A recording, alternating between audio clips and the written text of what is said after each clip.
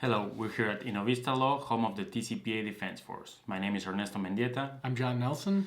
and today we're going to talk about what to do when you get threatened for a TCPA violation. John, as you know, we have a lot of clients that call us and ask us, what do I do if I receive an email, if I receive a call, or even a formal demand letter saying, I received a call that I didn't consent to. This was an unwanted call, an unwanted text message. You're in violation of the TCPA, so let's reach an agreement, or else I'm going to sue you in court. So what could we tell our viewers what to do when that happens? Sure. Well, first, I guess we could maybe explain a little bit about demand letters and how they traditionally precede any litigation you'll face. People generally have this idea that they'll be served with a complaint and forced to go to court and things will just start like that. Typically, this is not how things happen. You typically receive some sort of warning that a customer or a group of customers is upset about possibly receiving something that they don't believe they consented to receive. And this will generally come in the form of a demand letter from an attorney, typically a professional plaintiff's attorney, asking for a lesser amount of money than what the TCPA fines a marketer so that they don't have to go through litigation. Now, of course, receiving one of these itself doesn't guarantee litigation is forthcoming, but it's something that you should take seriously. Yes, and action should be taken, and that's why it's important to have training for all the employees of the company to know how to react and who to contact in case this happens. Correct. So let's go through the steps of what should the company do in case they receive a demand letter. Sure. So really the first thing you want to do if your company receives one of these is, and this may not come naturally to you, but immediately start preserving everything you have related to your marketing campaign. Your ads, the language used, text message flows, everything related to that you want to preserve. Yes, it's important it's call logs, anything related to the message that was sent, that you received this call, it was an unwanted one. You should start preserving evidence because it will be important to prepare your defense, but also to avoid any liability for that the court later on could consider that you destroyed or hid certain evidence. Correct. Okay, so first you receive that call, you receive that letter, you start preserving evidence. Second, who should that person contact? Well, as I'm sure you're going to guess, immediately you should contact your attorney, whether that's your in-house attorney, an outside law firm, or a TCPA attorney specifically. You immediately want to hand this off to somebody who is more qualified and experienced with dealing with these sort of demands on a regular basis.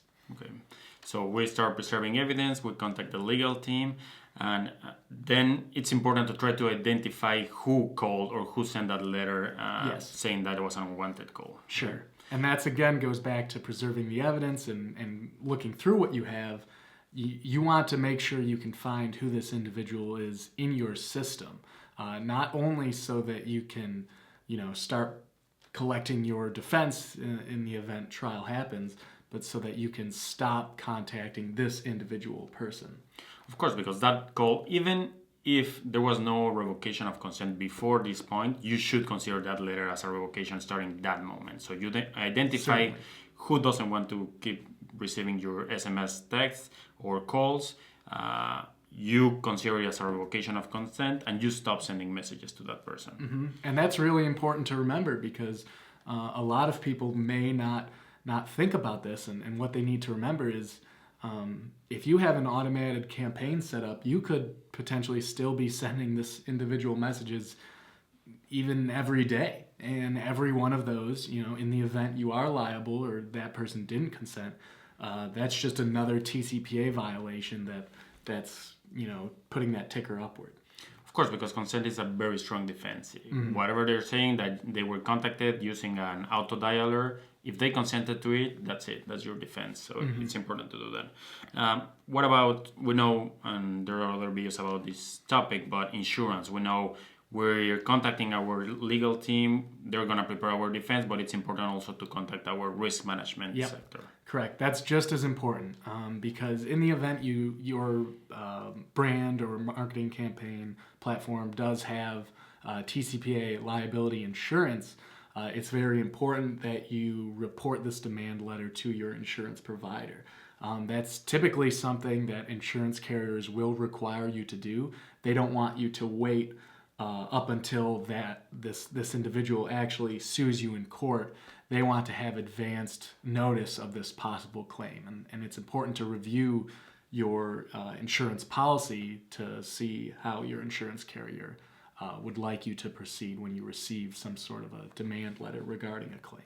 Perfect. Okay, so to summarize, we receive a demand letter, then we start preserving evidence, we contact our legal team, we contact our risk management team, we start preparing our defense, and then actions are going to be taken depending on that strategy. And here it's important to remind our viewers that if you actually notice or identify that a campaign was violating the TCPA, you should start implementing mitigation actions. Yes. Very important. Yeah, mitigation actions, and sometimes we have heard this question by clients, is like, well, if I stop my campaign, it's going to seem that I'm guilty, it's going to seem that I was doing something wrong, and we shouldn't do that. But no, mitigation is good. It won't be considered as admission of guilt, and it also plays with the amount of damages. Correct.